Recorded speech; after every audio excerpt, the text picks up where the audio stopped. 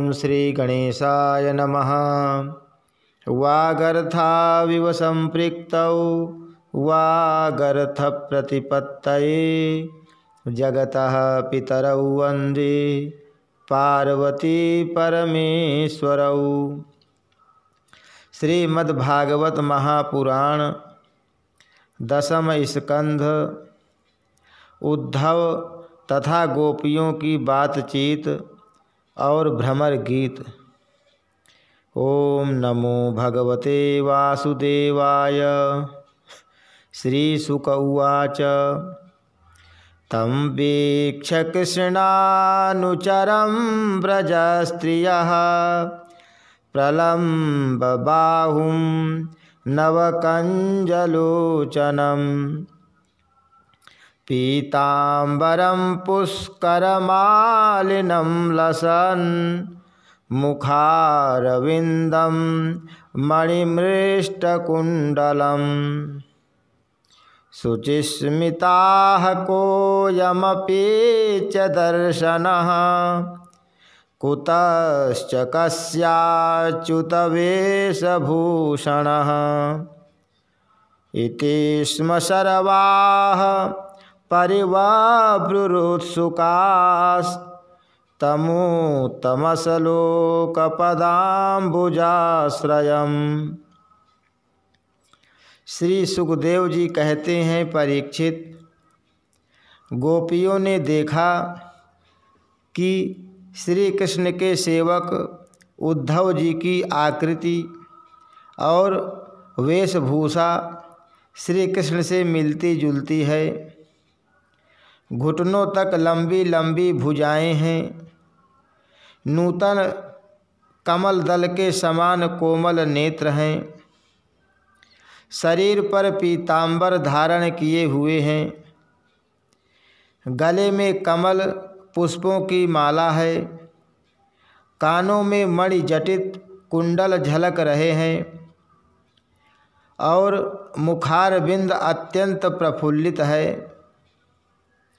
पवित्र मुस्कान वाली गोपियों ने आपस में कहा, यह पुरुष देखने में तो बहुत सुंदर है, परंतु यह है कौन, कहाँ से आया है, किसका दूत है, इसने श्री कृष्ण जैसी वेशभूषा क्यों धारण कर रखी है।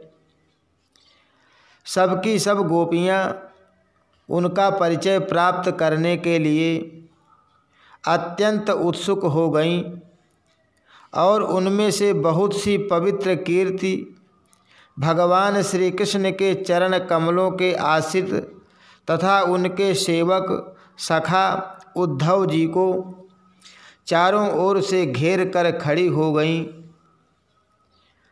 जब उन्हें मालूम हुआ कि ये तो रमा रमण भगवान श्री कृष्ण का संदेश लेकर आए हैं, तब उन्होंने विनय से झुककर सलज्ज हास्य चितवन और मधुर वाणी आदि से उद्धव जी का अत्यंत सत्कार किया तथा एकांत में आसन पर बैठकर वे उनसे इस प्रकार कहने लगीं, उद्धव जी, हम जानती हैं कि आप यदुनाथ के पार्षद हैं, उन्हीं का संदेश लेकर यहाँ पधारे हैं। आपके स्वामी ने अपने माता पिता को सुख देने के लिए आपको यहाँ भेजा है, अन्यथा हमें तो अब इस नंदगांव में गौओं के रहने की जगह में उनके स्मरण करने योग्य कोई भी वस्तु दिखाई नहीं पड़ती। माता पिता आदि सगे संबंधियों का स्नेह बंधन तो बड़े बड़े ऋषि मुनि भी बड़ी कठिनाई से छोड़ पाते हैं। दूसरों के साथ जो प्रेम संबंध का स्वांग किया जाता है वह तो किसी न किसी स्वार्थ के लिए ही होता है। भंवरों का पुष्पों से और पुरुषों का स्त्रियों से ऐसा ही स्वार्थ का प्रेम संबंध होता है। जब वेश्या समझती है कि अब मेरे यहाँ आने वाले के पास धन नहीं है, तब उसे वह धता बता देती है। जब प्रजा देखती है कि यह राजा हमारी रक्षा नहीं कर सकता, तब वह उसका साथ छोड़ देती है। अध्ययन समाप्त हो जाने पर कितने शिष्य अपने आचार्यों की सेवा करते हैं। यज्ञ की दक्षिणा मिली कि ऋत्विज लोग चलते बने। जब वृक्ष पर फल नहीं रहते, तब पक्षीगण वहाँ से बिना कुछ सोचे विचारे उड़ जाते हैं। भोजन कर लेने के बाद अतिथि लोग ही गृहस्थ की ओर कब देखते हैं। वन में आग लगी कि पशु भाग खड़े हुए। चाहे स्त्री के हृदय में कितना भी अनुराग हो, जार पुरुष अपना काम बना लेने के बाद उलट कर भी तो नहीं देखता। परीक्षित, गोपियों के मन, वाणी और शरीर श्री कृष्ण में ही तल्लीन थे। जब भगवान श्री कृष्ण के दूत बनकर उद्धव जी ब्रज में आए, तब वे उनसे इस प्रकार कहते कहते यह भूल ही गईं कि कौन सी बात किस तरह किसके सामने कहनी चाहिए। भगवान श्री कृष्ण ने बचपन से केवल किशोर अवस्था तक जितनी भी लीलाएं की थीं, उन सब की याद कर करके गोपियाँ उनका गान करने लगीं। वे आत्मविस्मृत होकर स्त्री सुलभ लज्जा को भी भूल गईं और फूट फूट कर रोने लगीं। एक गोपी को उस समय स्मरण हो रहा था भगवान श्री कृष्ण के मिलन की लीला का। उसी समय उसने देखा कि पास ही एक भंवरा गुनगुना रहा है। उसने ऐसा समझा मानो मुझे रूठी हुई समझकर श्री कृष्ण ने मनाने के लिए दूत भेजा हो। वह गोपी भंवरे से इस प्रकार कहने लगी। गोपी ने कहा, रे मधुप, तू कपटी का सखा है, इसलिए तू भी कपटी है। तू हमारे पैरों को मत छू, झूठे प्रणाम करके हमसे अनुनय विनय मत कर। हम देख रही हैं कि श्री कृष्ण की जो वनमाला हमारी सौतों के वक्षस्थल के स्पर्श से मसली हुई है, उसका पीला पीला कुमकुम तेरी मूँछों पर भी लगा हुआ है। तू स्वयं भी तो किसी कुसुम से प्रेम नहीं करता, यहाँ से वहाँ उड़ा करता है। जैसे तेरे स्वामी वैसा ही तू। मधुपति श्री कृष्ण मथुरा की मानिनी नायिकाओं को मनाया करे। उनका वह कुमकुम रूप कृपा प्रसाद जो यदुवंशियों की सभा में उपहास करने योग्य है, अपने ही पास रखें। उसे तेरे द्वारा यहाँ भेजने की क्या आवश्यकता है। जैसा तू काला है वैसे ही वे भी हैं। तू भी पुष्पों का रस लेकर उड़ जाता है, वैसे ही वे भी निकले। उन्होंने हमें केवल एक बार, हाँ ऐसा ही लगता है, केवल एक बार अपनी तनिक सी मोहिनी और परम मादक अधर सुधा पिलाई थी, और फिर हम भोली भाली गोपियों को छोड़कर वे यहाँ से चले गए। पता नहीं सुकुमारी लक्ष्मी उनके चरण कमलों की सेवा कैसे करती रहती हैं। अवश्य ही वे छैल छबीले श्री कृष्ण की चिकनी चुपड़ी बातों में आ गई होंगी। चित चोर ने उनका भी चित्त चुरा लिया होगा। अरे भ्रमर, हम वनवासिनी हैं, हमारे तो घर द्वार भी नहीं हैं। तू हम लोगों के सामने यदुवंश शिरोमणि श्री कृष्ण का बहुत सा गुणगान क्यों कर रहा है।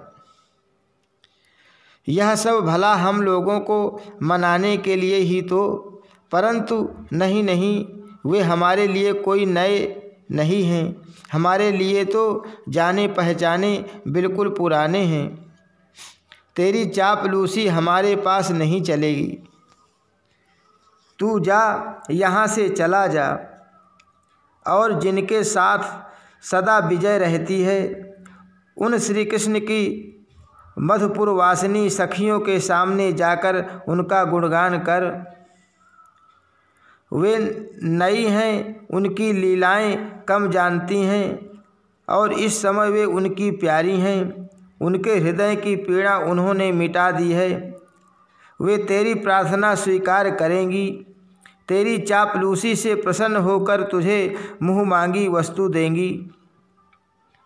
भंवरे, वे हमारे लिए छटपटा रहे हैं, ऐसा तू क्यों कहता है? उनकी कपट भरी मनोहर मुस्कान और भौहों की इशारे से जो वश में न हो जाएं, उनके पास दौड़ी न आवे, ऐसी कौन सी स्त्रियां हैं? अरे अनजान, स्वर्ग में, पाताल में और पृथ्वी में ऐसी एक भी स्त्री नहीं है। औरों की तो बात ही क्या, स्वयं लक्ष्मी जी भी उनके चरण रज की सेवा किया करती हैं। फिर हम श्री कृष्ण के लिए किस गिनती में हैं?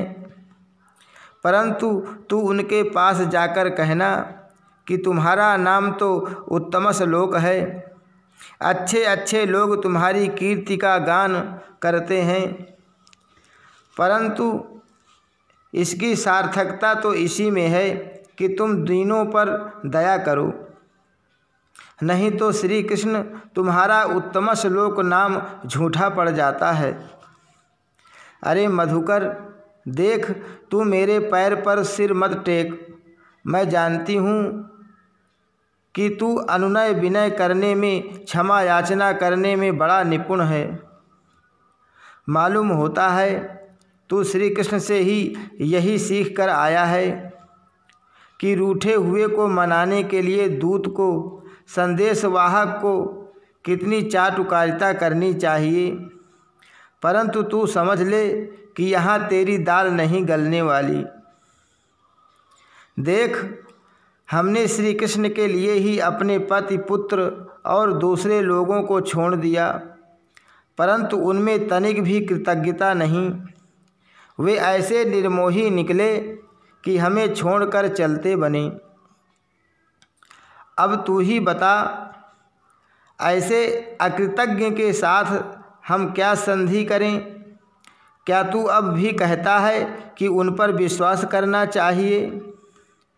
अरे मधुप, जब वे राम बने थे तब उन्होंने कपिराज बाली को व्याध के समान छिपकर बड़ी निर्दयता से मारा था। बेचारी शूर्पणखा कामवश उनके पास आई थी, परंतु उन्होंने अपनी स्त्री के वश होकर उस बेचारी के नाक कान काट लिए और इस प्रकार उसे कुरूप कर दिया। ब्राह्मण के घर वामन के रूप में जन्म लेकर उन्होंने क्या किया? बलि ने तो उनकी पूजा की, उनकी मुँह मांगी वस्तु दी और उन्होंने उसकी पूजा ग्रहण करके भी उसे वरुण पास से बांधकर पाताल में डाल दिया। ठीक वैसे ही जैसे कौवा बलि खाकर भी बलि देने वाले को अपने अन्य साथियों के साथ मिलकर घेर लेता है और परेशान करता है। अच्छा, तो अब जाने दे, हमें श्री कृष्ण से क्या, किसी भी काली वस्तु के साथ मित्रता से कोई प्रयोजन नहीं है। परंतु यदि तू यह कहे कि जब ऐसा है तब तुम लोग उनकी चर्चा क्यों करती हो, तो भ्रमर, हम सच कहती हैं। एक बार जिसे उसका चस्का लग जाता है वह उसे छोड़ नहीं सकता। ऐसी दशा में हम चाहने पर भी उनकी चर्चा छोड़ नहीं सकती। श्री कृष्ण की लीला रूप कर्णामृत के एक कण का भी जो रसास्वादन कर लेता है, उसके राग द्वेष सुख दुख आदि सारे द्वंद्व छूट जाते हैं।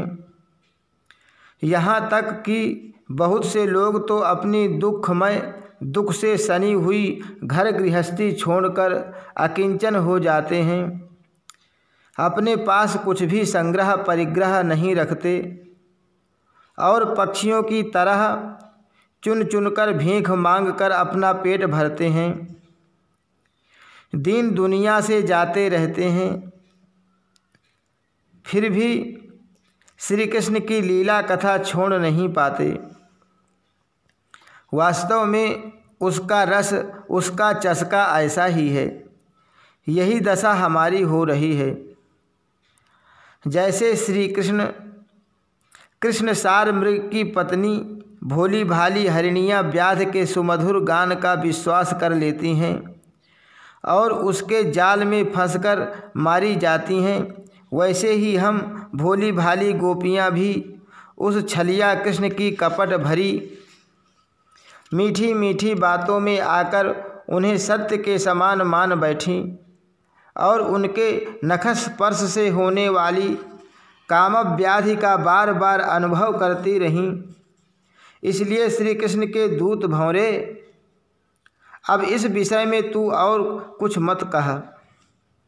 तुझे कहना ही हो तो कोई दूसरी बात कह। हमारे प्रीतम के प्यारे सखा, जान पड़ता है तुम एक बार उधर जाकर फिर लौट आए हो। अवश्य ही हमारे प्रियतम ने मनाने के लिए तुम्हें भेजा होगा। प्रिय भ्रमर, तुम सब प्रकार से हमारे माननीय हो। कहो तुम्हारी क्या इच्छा है, हमसे जो चाहो सो मांग लो। अच्छा तुम सच बताओ, क्या हमें वहाँ ले चलना चाहते हो? अजी उनके पास जाकर लौटना बड़ा कठिन है। हम तो उनके पास जा चुकी हैं, परंतु तुम हमें वहाँ ले जाकर करोगे क्या? प्यारे भ्रमर, उनके साथ उनके वक्षस्थल पर तो उनकी प्यारी पत्नी लक्ष्मी जी सदा रहती हैं, तब वहाँ हमारा निर्वाह कैसे होगा? अच्छा हमारे प्रीतम के प्यारे दूत मधुकर, हमें यह बतलाओ कि आर्यपुत्र भगवान श्री कृष्ण गुरुकुल से लौटकर मधुपुरी में अब सुख से तो है ना? क्या वे कभी नंद बाबा, यशोदा रानी, यहाँ के घर सगे संबंधी और ग्वाल बालों की भी याद करते हैं? और क्या हम दासियों की भी कोई बात कभी चलाते हैं? प्यारे भ्रमर, हमें यह भी बतलाओ कि कभी वे अपनी अगर के समान दिव्य सुगंध से युक्त भुजा हमारे सिरों पर रखेंगे? क्या हमारे जीवन में कभी ऐसा शुभ अवसर भी आएगा? श्री सुखदेव जी कहते हैं, परीक्षित, गोपियाँ भगवान श्री कृष्ण के दर्शन के लिए अत्यंत उत्सुक लालायित हो रही थीं, उनके लिए तड़प रही थीं। उनकी बातें सुनकर उद्धव जी ने उन्हें उनके प्रियतम का संदेश सुनाकर सांत्वना देते हुए इस प्रकार कहा। उद्धव जी ने कहा, अहो गोपियों, तुम कृतकृत्य हो, तुम्हारा जीवन सफल है। देवियों, तुम सारे संसार के लिए पूजनीय हो, क्योंकि तुम लोगों ने इस प्रकार भगवान श्री कृष्ण को अपना हृदय, अपना सर्वस्व समर्पित कर दिया है। दान, व्रत, तप, होम, जप, वेदाध्ययन, ध्यान, धारणा, समाधि और कल्याण के अन्य विविध साधनों के द्वारा भगवान की भक्ति प्राप्त हो, यही प्रयत्न किया जाता है। यह बड़े सौभाग्य की बात है कि तुम लोगों ने पवित्र कीर्ति भगवान श्री कृष्ण के प्रति वही सर्वोत्तम प्रेम भक्ति प्राप्त की है और उसी का आदर्श स्थापित किया है, जो बड़े बड़े ऋषि मुनियों के लिए भी अत्यंत दुर्लभ है। सचमुच यह कितने सौभाग्य की बात है कि तुमने अपने पुत्र, पति, देह, स्वजन और घरों को छोड़कर पुरुषोत्तम भगवान श्री कृष्ण को, जो सबके परम पति हैं, पति के रूप में वर्ण किया है। महाभाग्यवती गोपियों, भगवान श्री कृष्ण के वियोग से तुमने उन इंद्रियातीत परमात्मा के प्रति वह भाव प्राप्त कर लिया है जो सभी वस्तुओं के रूप में उनका दर्शन कराता है। तुम लोगों का वह भाव मेरे सामने भी प्रकट हुआ। यह मेरे ऊपर तुम देवियों की बड़ी ही दया है। मैं अपने स्वामी का गुप्त काम करने वाला दूत हूँ। तुम्हारे प्रियतम भगवान श्री कृष्ण ने तुम लोगों को परम सुख देने के लिए यह प्रिय संदेश भेजा है। कल्याणियों, वही लेकर मैं तुम लोगों के पास आया हूँ, अब उसे सुनो। भगवान श्री कृष्ण ने कहा है, मैं सबका उपादान कारण होने से सबका आत्मा हूँ, सब में अनुगत हूँ, इसलिए मुझसे कभी भी तुम्हारा वियोग नहीं हो सकता। जैसे संसार के सभी भौतिक पदार्थों में आकाश, वायु, अग्नि, जल और पृथ्वी, ये पांचों भूत व्याप्त हैं, इन्हीं से सब वस्तुएं बनी हैं और यही उन वस्तुओं के रूप में है, वैसे ही मैं मन, प्राण, पंचभूत, इंद्रिय और उनके विषयों का आश्रय हूँ। वे मुझ में हैं, मैं उनमें हूँ, और सच पूछो तो मैं ही उनके रूप में प्रकट हो रहा हूँ। मैं ही अपनी माया के द्वारा भूत, इंद्रिय और उनके विषयों के रूप में होकर उनका आश्रय बन जाता हूँ तथा स्वयं निमित्त भी बनकर अपने आप को ही रचता हूँ, पालता हूँ और समेट लेता हूँ। आत्मा माया और माया के कार्यों से पृथक है। वह विशुद्ध ज्ञान स्वरूप जड़ प्रकृति, अनेक जीव तथा अपने ही अवान्तर भेदों से रहित सर्वथा शुद्ध है। कोई भी गुण उसका स्पर्श नहीं कर पाते। माया की तीन वृत्तियां हैं, सुषुप्ति, स्वप्न और जागृत। इनके द्वारा वही अखंड अनंत बोधस्वरूप आत्मा कभी प्राज्ञ तो कभी तेजस और कभी विश्वरूप से प्रतीत होता है। मनुष्य को चाहिए कि वह समझे कि स्वप्न में दिखने वाले पदार्थों के समान ही जागृत अवस्था में इंद्रियों के विषय भी प्रतीत हो रहे हैं, वे मिथ्या हैं। इसलिए उन विषयों का चिंतन करने वाले मन और इंद्रियों को रोक ले और मानो सोकर उठा हो। इस प्रकार जगत के स्वापनिक विषयों को त्याग कर मेरा साक्षात्कार करे। जिस प्रकार सभी नदियाँ घूम फिरकर समुद्र में ही पहुँचती हैं, उसी प्रकार मनस्वी पुरुषों का वेदाभ्यास, योग साधन, आत्मानात्म विवेक, त्याग, तपस्या, इंद्रिय संयम और सत्य आदि समस्त धर्म मेरी प्राप्ति में ही समाप्त होते हैं। सबका सच्चा फल है मेरा साक्षात्कार, क्योंकि वे सब मन को निरुद्ध करके मेरे पास पहुँचाते हैं। गोपियों, इसमें संदेह नहीं है कि मैं तुम्हारे नयनों का ध्रुव तारा हूँ, तुम्हारा जीवन सर्वस्व हूँ, किंतु मैं जो तुमसे इतना दूर रहता हूँ उसका कारण है वह यही कि तुम निरंतर मेरा ध्यान कर सको। शरीर से दूर रहने पर भी मन से तुम मेरी सन्निधि का अनुभव करो, अपना मन मेरे पास रखो, क्योंकि स्त्रियों और अन्यान्य प्रेमियों का चित्त अपने परदेसी प्रियतम में जितना निश्चल भाव से लगा रहता है, उतना आँखों के सामने पास रहने वाले प्रियतम में नहीं लगता। अशेष वृत्तियों से रहित संपूर्ण मन मुझ में लगाकर जब तुम लोग मेरा अनुसरण करोगी, तब शीघ्र ही सदा के लिए मुझे प्राप्त हो जाओगी। कल्याणियों, जिस समय मैंने वृंदावन में शारदीय पूर्णिमा की रात्रि में रास क्रीड़ा की थी, उस समय जो गोपियाँ स्वजनों के रोक लेने से ब्रज में ही रह गईं, मेरे पास रास विहार में सम्मिलित नहीं हो सकीं, वे मेरी लीलाओं का स्मरण करने से ही मुझे प्राप्त हो गई थी। तुम्हें भी मैं मिलूँगा, अवश्य निराश होने की कोई बात नहीं है।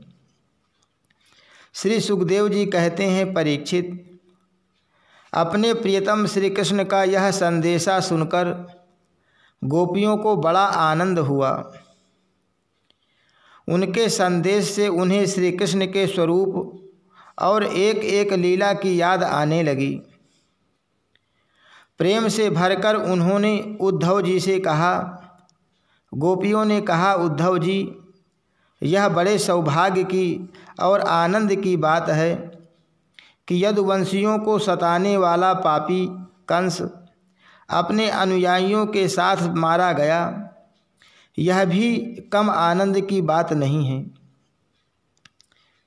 कि श्री कृष्ण के बंधु बांधव और गुरुजनों के सारे मनोरथ पूर्ण हो गए तथा अब हमारे प्यारे श्याम सुंदर उनके साथ सकुशल निवास कर रहे हैं।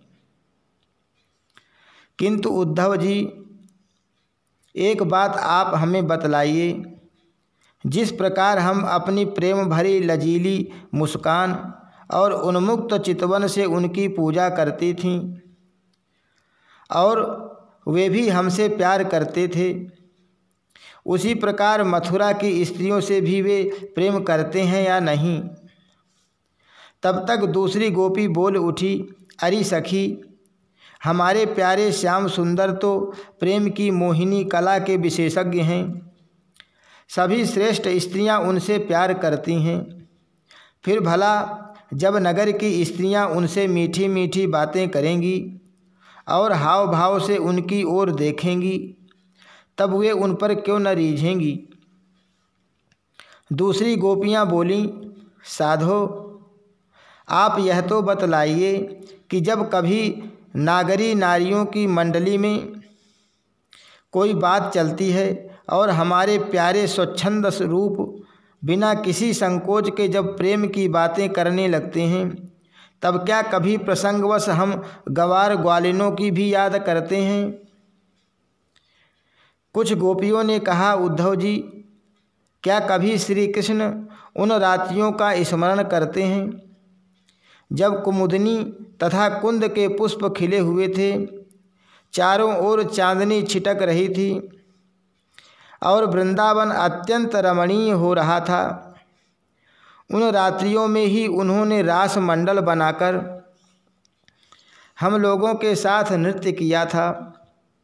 कितनी भी सुंदर थी वह रास लीला।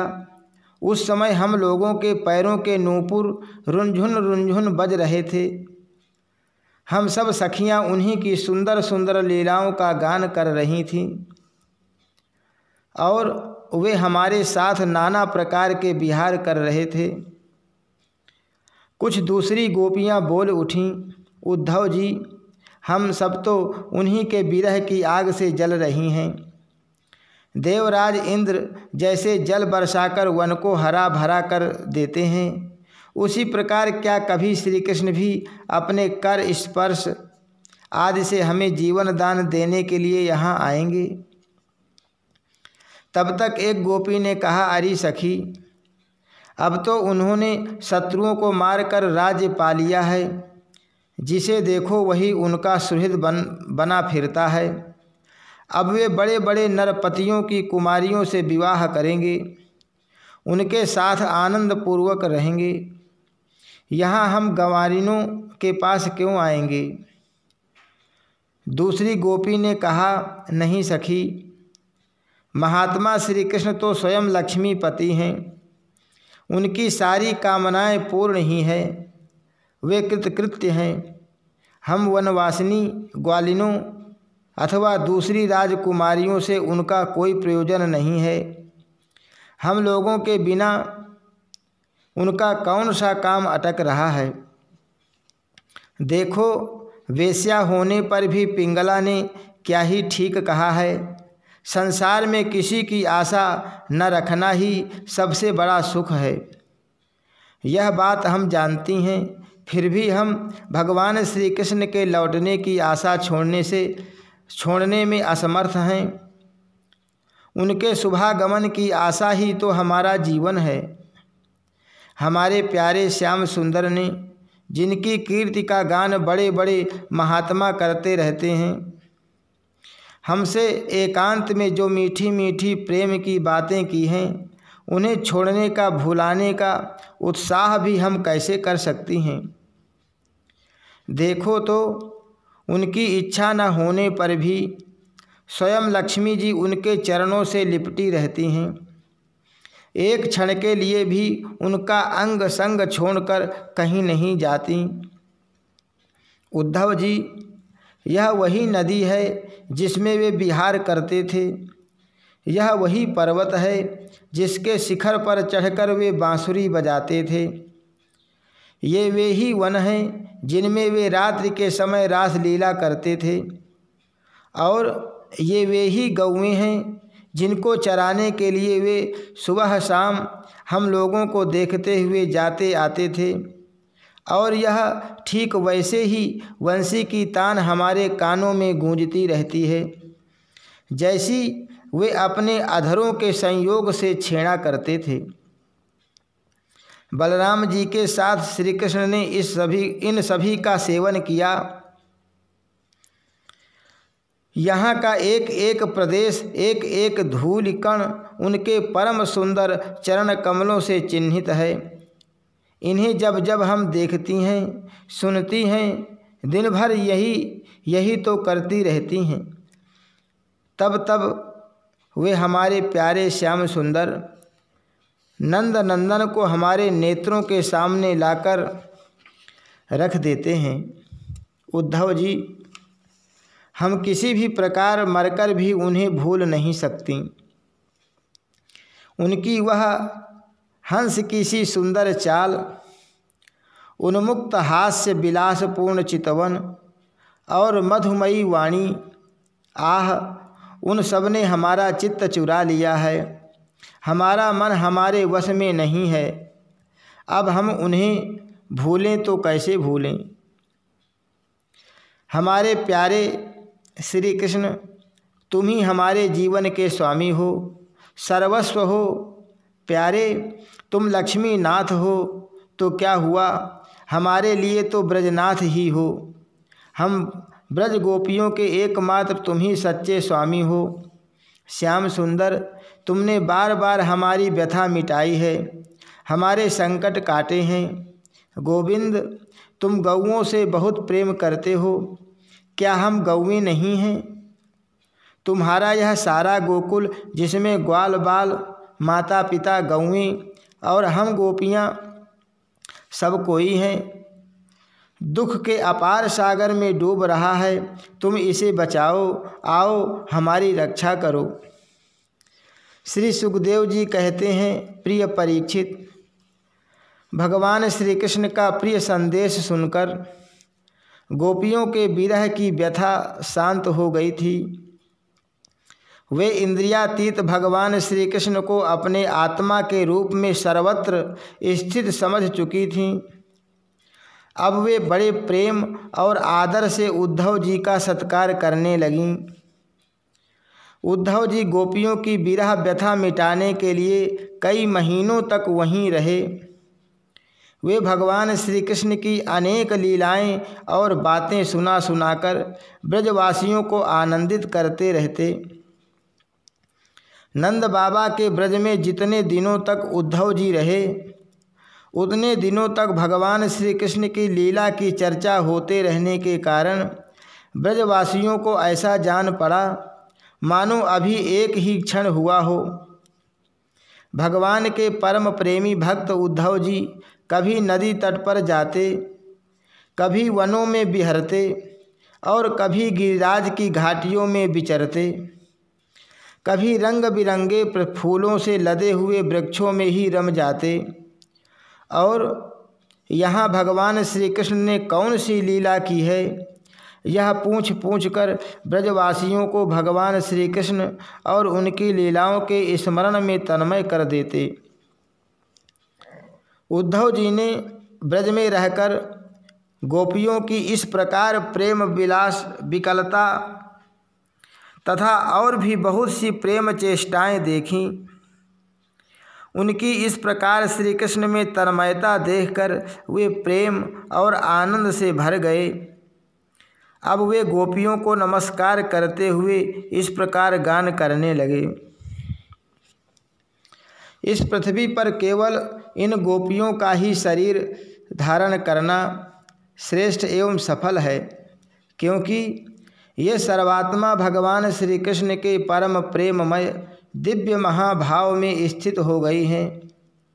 प्रेम की यह ऊंची से ऊंची स्थिति संसार के भय से भीत मुमुक्षु जनों के लिए ही नहीं, अपितु बड़े बड़े मुनियों, मुक्त पुरुषों तथा हम भक्तजनों के लिए भी अभिवांछनीय ही है। हमें इसकी प्राप्ति नहीं हो सकी। सत्य है, जिन्हें भगवान श्री कृष्ण की लीला कथा के रस का चस्का लग गया है, उन्हें कुलीनता की, दुजात समुचित संस्कार की और बड़े बड़े यज्ञ यागों में दीक्षित होने की क्या आवश्यकता है। अथवा यदि भगवान की कथा का रस नहीं मिला, उसमें रुचि नहीं हुई, तो अनेक महाकल्पों तक बार बार ब्रह्मा होने से ही क्या लाभ। कहाँ ये वनचरी आचार ज्ञान और जाति से हीन गांव की गंवार ग्वालिनी, और कहाँ सच्चिदानंद घन भगवान श्री कृष्ण में यह अनन्य परम प्रेम। अहो धन्य है, धन्य है। इससे सिद्ध होता है कि कोई भगवान के स्वरूप और रहस्य को न जानकर भी उनसे प्रेम करे, उनका भजन करे, तो वे स्वयं अपनी शक्ति से, अपनी कृपा से उसका परम कल्याण कर देते हैं। ठीक वैसे ही जैसे कोई अनजान में भी अमृत पी ले, तो वह अपनी वस्तु शक्ति से ही पीने वाले को अमर बना देता है। भगवान श्री कृष्ण ने रासोत्सव के समय इन ब्रजांगनाओं के गले में बाँह डाल डाल कर इनके मनोरथ पूर्ण किए। इन्हें भगवान ने जिस कृपा प्रसाद का वितरण किया, इन्हें जैसा प्रेमदान किया, वैसा भगवान की परम प्रेमवती नित्य संगनी वक्षस्थल पर विराजमान लक्ष्मी जी को भी नहीं प्राप्त हुआ। कमल की सी सुगंध और कांति से युक्त देवांगनाओं को भी नहीं मिला, फिर दूसरी स्त्रियों की तो बात ही क्या है। मेरे लिए तो सबसे अच्छी बात यही होगी कि मैं इस वृंदावन धाम में कोई झाड़ी लता अथवा औषधि जड़ी बूटी ही बन जाऊं। आहा, यदि मैं ऐसा बन जाऊंगा तो मुझे इन ब्रजांगनाओं की चरण धूलि निरंतर सेवन करने के लिए मिलती रहेंगी। इनकी चरण रज में स्नान करके मैं धन्य हो जाऊंगा। धन्य हैं ये गोपियाँ। देखो तो सही, जिनको छोड़ना अत्यंत कठिन है, उन स्वजन संबंधियों तथा लोक वेद की आर्य मर्यादा का परित्याग करके इन्होंने भगवान की पदवी, उनके साथ तन्मयता, उनका परम प्रेम प्राप्त कर लिया है। औरों की तो बात ही क्या, भगवत वाणी, उनकी निःश्वास रूप समस्त श्रुतियाँ, उपनिषदें भी अब तक भगवान के परम प्रेममय स्वरूप को ढूंढती ही रहती हैं, प्राप्त नहीं कर पाती। स्वयं भगवती लक्ष्मी जी जिनकी पूजा करती रहती हैं, ब्रह्मा शंकर आदि परम समर्थ देवता, पूर्ण काम आत्मा राम और बड़े बड़े योगेश्वर अपने हृदय में जिनका चिंतन करते रहते हैं, भगवान श्री कृष्ण के उन्हीं चरणार बिंदों को रास लीला के समय गोपियों ने अपने वक्षस्थल पर रखा और उनका आलिंगन करके अपने हृदय की जलन विरह व्यथा शांत की। नंद बाबा के ब्रज में रहने वाले गोपांगनाओं की चरण धूलि को मैं बारंबार प्रणाम करता हूँ, उसे सिर पर चढ़ाता हूँ। आह, इन गोपियों ने भगवान श्री कृष्ण की लीला कथा के संबंध में जो कुछ गान किया है वह तीनों लोकों को पवित्र कर रहा है और सदा सर्वदा पवित्र करता रहेगा। श्री सुखदेव जी कहते हैं, परीक्षित, इस प्रकार कई महीनों तक ब्रज में रहकर उद्धव जी ने अब मथुरा जाने के लिए गोपियों से, नंद बाबा और यशोदा मैया से आज्ञा प्राप्त की। ग्वाल बालों से विदा लेकर वहाँ से यात्रा करने के लिए वे रथ पर सवार हुए। जब उनका रथ ब्रज से बाहर निकला तब नंद बाबा आदि गोपगण बहुत सी भेंट की सामग्री लेकर उनके पास आए और आँखों में आंसू भरकर उन्होंने बड़े प्रेम से कहा, उद्धव जी, अब हम यही चाहते हैं कि हमारे मन की एक एक वृत्ति, एक एक संकल्प श्री कृष्ण के चरण कमलों की ही आश्रित रहे, उन्हीं की सेवा के लिए उठे और उन्हीं में लगी भी रहे। हमारी वाणी नित्य निरंतर उन्हीं के नामों का उच्चारण करती रहे और शरीर उन्हीं को प्रणाम करने, उन्हीं की आज्ञा पालन और सेवा में लगा रहे। उद्धव जी, हम सच कहते हैं, हमें मोक्ष की इच्छा बिल्कुल नहीं है। हम भगवान की इच्छा से अपने कर्मों के अनुसार चाहे जिस योनि में जन्म लें वहाँ शुभ आचरण करें, दान करें और उसका फल यही पावें कि हमारे अपने ईश्वर श्री कृष्ण में हमारी प्रीति उत्तरोत्तर बढ़ती रहे। प्रिय परीक्षित, नंद बाबा आदि गोपों ने इस प्रकार श्री कृष्ण भक्ति के द्वारा उद्धव जी का सम्मान किया। अब वे भगवान श्री कृष्ण के द्वारा सुरक्षित मथुरापुरी में लौट आए। वहाँ पहुंचकर उन्होंने भगवान श्री कृष्ण को प्रणाम किया और उन्हें ब्रजवासियों की प्रेममयी भक्ति का उद्रेक जैसा उन्होंने देखा था वह सुनकर सब कह सुनाया। इसके बाद नंद बाबा ने भेंट की, जो सामग्री दी थी वह उनको वसुदेव जी, बलराम जी और राजा उग्रसेन को दे दी। हरि शरणम। श्री कृष्णार्पणमस्तु।